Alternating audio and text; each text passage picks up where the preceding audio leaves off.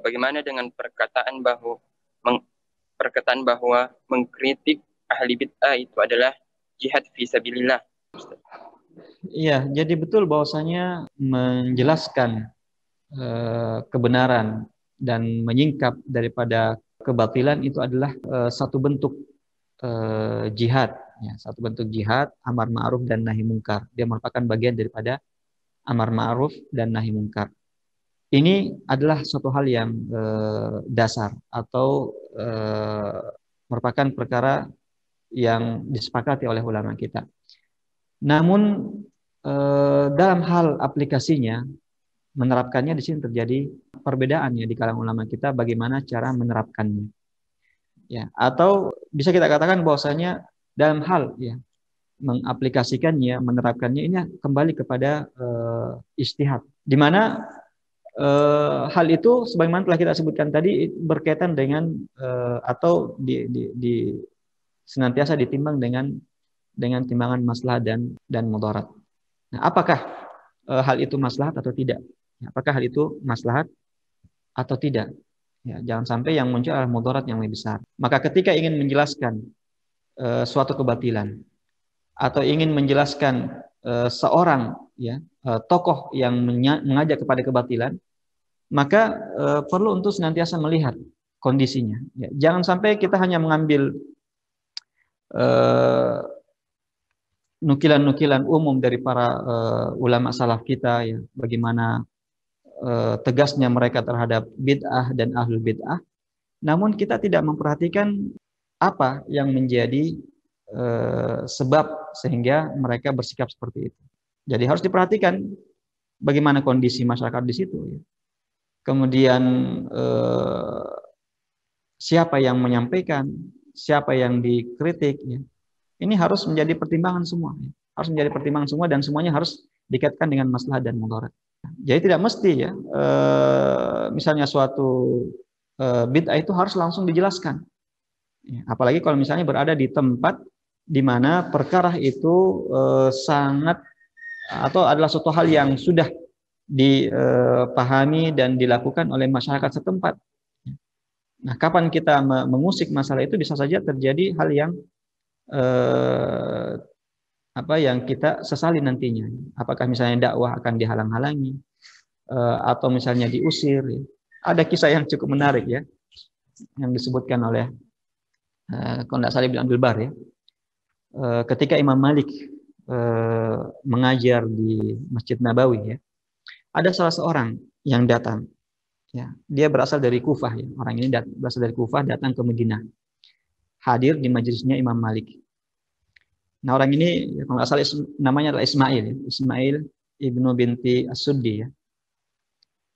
Nah, dia mendengarkan Imam Malik menjawab pertanyaan-pertanyaan atau menjelaskan masalah.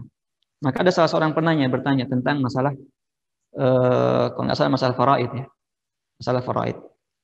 Maka Imam Malik menjawab dengan jawaban mengatakan bahwasanya Zaid bin Thabit radhiyallahu taala anhu berpendapat seperti ini tentang masalah itu. Maka orang ini Ismail kemudian langsung menanggapi dan mengatakan, wahai Imam, tidak begitu pendapatnya Abdullah bin Mas'ud dan pendapatnya Ali bin Abi Thalib. Ali bin Abi Thalib dan Ibnu Mas'ud berpendapat beda dengan itu. Ya, seakan-akan dia mengatakan bahwasanya siapa Ali bin Abi Thalib, khalifah Rashidah. Ya, siapa Ibnu Mas'ud yang merupakan fuqahanya, sahabat. Jadi langsung mengatakan bahwasanya beda. Pendapatnya Ali dan Ibnu Mas'ud tidak seperti itu. Ketika mendengarkan tanggapan itu ya, Imam Malik kemudian langsung menoleh ke ya mungkin kalau kita bisa katakan ya mungkin ya, kalau mungkin kita ya tukang pukulnya ya. Beliau menoleh kepadanya dan kasih isyarat. Akhirnya orang-orang ini kemudian mendekati Ismail tadi. Ketika Ismail mengatakan, ketika saya melihat bahwasanya orang-orang itu sudah mendekati saya mau menangkap saya, akhirnya saya lari. Akhirnya saya keluar masjid kemudian lari sekencang-kencangnya. Ya, lalu Imam Malik mengatakan, ditanya, wah Imam Malik, dia lari dan tinggalkan bukunya dan pulpennya, ini mau diapakan ini? Ya, beliau mengatakan, tahan saja, simpan dan datangi orang itu. Datangi orang itu dan bawa ke sini. Tapi dengan cara yang lemah lembut, jangan membuat dia takut. Ya, akhirnya tim tersebut, ya mungkin kalau kita tim Garuda ya, tim tersebut pergi ya, kemudian menghampiri orang tadi, mendatangi ya, di tempatnya, kemudian membawanya ke Imam Malik. Lalu Imam Malik mengatakan, wahai fulan, ya, dari mana kau dapat adab seperti itu ya? Lagi misalnya menyampaikan taklim gitu, kemudian tiba-tiba berdiri menanggapi. Ya, lalu dia mengatakan, wahai Imam Malik, ya, Anda tadi mengambil pendapat daripada Zaid bin Thabit, sementara Ali bin Abi Thalib dan Ibn Mas'ud tidak seperti itu pendapatnya, menyelisihinya. Maka apa kata Imam Malik? Wahai fulan, ya, kita ini di sini Madinah ini, dan Madinah ini ulama yang menjadi rujukan di sini adalah Zaid bin Thabit, ya, bukan Ali bin Abi Thalib, bukan Ibn Mas'ud. Ibn Mas'ud dan Ali ya di Kufah sana. Tapi di sini Madinah adalah Zaid bin Thabit. Tetapi karena berada di suatu daerah tempat yang mayoritas ya mengambil ya, dan rujukannya adalah kepada fatwa daripada Zaid bin Thabit, maka beliau tetap ingin menjaga ya. Maka beliau mewasiatkan, Imam Malik mewasiatkan kepada orang itu dan juga wasiat kepada kita semua para dai ya, kata beliau, jika engkau berada di suatu tempat ya, maka jangan membawa suatu hal yang baru, karena kalau tidak kamu diusir, kalau tidak kamu akan tidak diterima.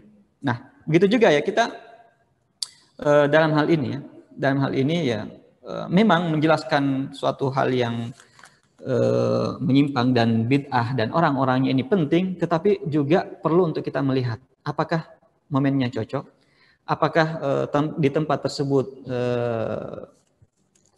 tidak menimbulkan kegaduhan, apakah orang yang ingin kita kritik ini adalah tokoh yang berpengaruh di situ, yang kapan kita ganggu sedikit saja orang akan berdiri dan membelanya mati-matian. Ini perlu menjadi pertimbangan maslahat dan mudarat. Perlu menjadi pertimbangan maslahat dan mudarat. Kalau misalnya dilihat bahwasanya maslahatnya lebih besar, maka silahkan. Nah, sebagaimana kita sebutkan tadi, yang asal itu adalah pemahaman yang dikritisi, bukan orangnya. Pemahaman yang dikritisi bukan orangnya. Kecuali ya sebagaimana kita sebutkan, kecuali kalau memang orangnya sangat dikhawatirkan semakin banyak orang mengambil kesalahan-kesalahan atau bid'ah darinya, maka ya di sini perlu atau bisa kita menyebutkan dan menentukan person-personnya dengan tetap menjaga niat ya, jangan sampai hanya karena karena kebencian kita kepadanya atau ada permusuhan pribadi kepadanya ya, dengan cara-cara ilmiah dan senantiasa memperhatikan maslahat dan mudaratnya. Wallahu ta'ala. Dukung peningkatan kualitas layanan Stiba TV dengan berdonasi ke nomor rekening 7171713069 atas nama Media Stiba Makassar.